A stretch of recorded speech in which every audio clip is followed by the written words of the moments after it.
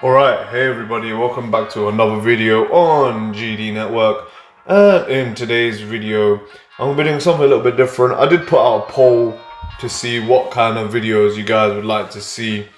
And the majority of you said you wanted to see more like tutorial videos. So in today's video, I found this Seth Rollins figure in my, I was looking through my figures and I thought it looked a bit plain, and I already had another one with a similar grey attire. So what the plan is in today's video, I'm going to be trying to change the Seth Rollins, do a little bit of customization to try and make it look a little bit different. I want to hopefully try and get a similar look to a modern attire, so of the Monday Night Raw Rollins, you know, how he wears now with his the drip god type gimmick. So I'm going to be trying to make that, but in figure form. So I'm going to be using these gold and silver markers to potentially try and make an attire for Seth Rollins.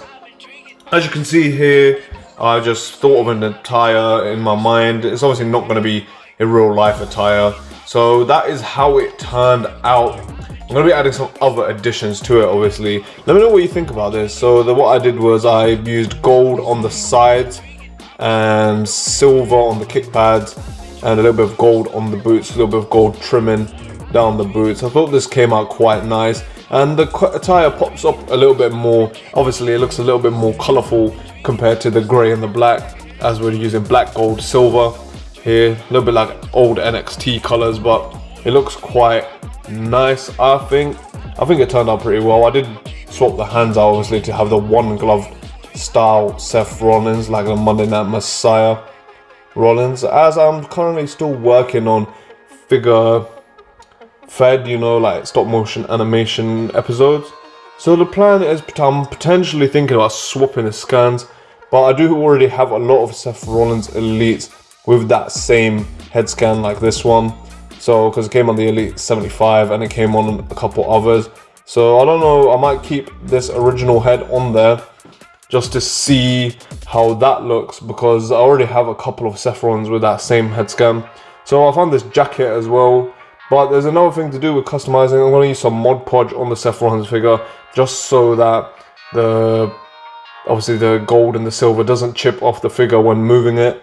So that is a good thing to use to keep your figures when you customize them, to keep the paint from chipping. Use some Mod Podge. I'm using the matte one rather than the gloss. The gloss one will give your figures a little bit more shine. The matte one will keep it like a normal, so it will look how it does after you use it. So yeah, let's get to doing that. Yeah, so now I am going to be applying the Mod Podge to the figure just over the parts that I painted, just to keep the figure looking good and shiny. And here is the finished product. I just took a couple action shots of the Seth Rollins figure itself. As you can see, I used that black jacket that I was showing before. I think it came out pretty well. I like the way the attire looks. I think the colours pop off a little bit more and looks a little bit more different compared to the Seth Rollins that it was originally. And then I also found this Velveteen Dream jacket, and I think it fits the Rollins quite well for his current gimmick, as Rollins usually comes out in a lot of colourful and different kind of attires when he's on TV. So let me know what you think about this Seth Rollins figure. I think it turned out pretty well.